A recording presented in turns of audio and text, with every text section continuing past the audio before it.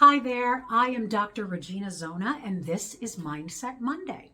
So today what we're going to talk about is something that I think all of us may or may not have on the brain at this time of year. It is at the end of January of a new year, and maybe we made resolutions at the very beginning of the month. And now is about the time that probably you're realizing, whoops, I didn't actually do what I resolved to do.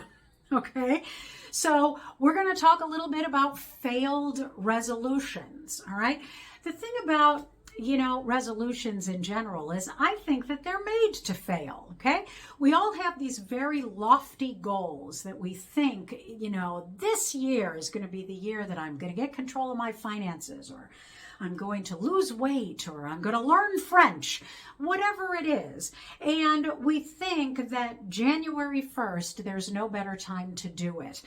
But then what ends up happening is that many people that make these resolutions don't actually create a concrete plan as to how they are going to follow through and actually reach these goals that they set for themselves. Okay. And so what happens when these resolutions fall by the wayside?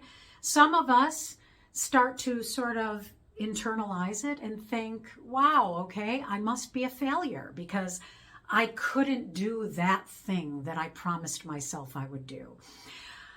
But we know that that is not rational. So I was reading this great article on psychcentral.com about how to cope with these feelings of failure whenever they creep in. And I want to share some of these ideas with you. Number one, what I want you to do is I want you to challenge your thoughts. Okay, we've talked about this before.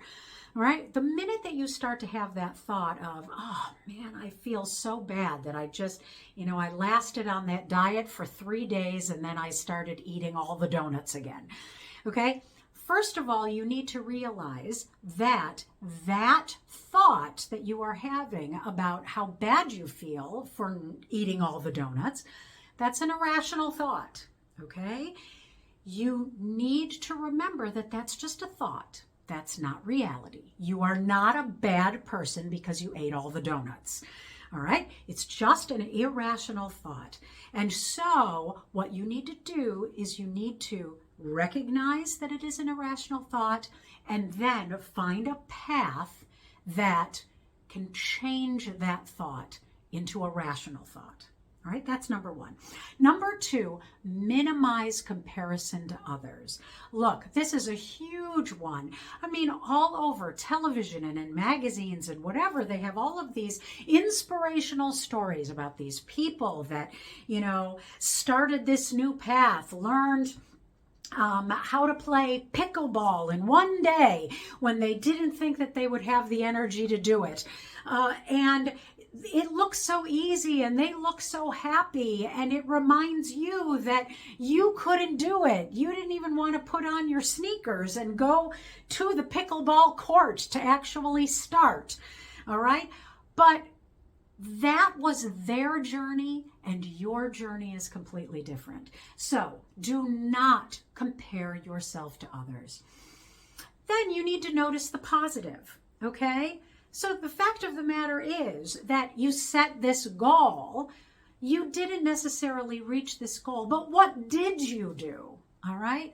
First of all, you started maybe to imagine how it would be if you would actually achieve that goal, and how that made you feel positive and energized to start on the goal. Well, that's not for nothing, okay? That's important. You were able to visualize something that got you started, which, you know what that means? That means that you can actually start again if you want to, all right? So find the positive. Number 4, engage in self-compassion. Okay, you've got to be kind to yourself. It's very, very easy to succumb to all of that negative self-talk, but You've got to realize that the more that you talk negatively to yourself about how you feel like a failure for not achieving those goals, the more that you're going to start believing it. Have a little compassion for yourself and realize that you are only human, and realize that you are also in the majority of people who do not follow through on their resolutions. So be less hard on yourself. Be kind to yourself. And finally, what you need to do is you need to realign your understanding of failure. Failure does not mean that you are a bad person, that you have character flaws. Failure just shows us that it was an opportunity that maybe you didn't necessarily need or want, or it's an opportunity that maybe you were not necessarily ready for. And therefore, it just means that a new opportunity may pop up, or you may revisit this opportunity at a later time when you're mentally ready for it. Okay? So I'm going to leave you with a quote. All right? This is from Theodore Roosevelt. And he says, "It is hard to fail, but it is worse never to have tried to succeed."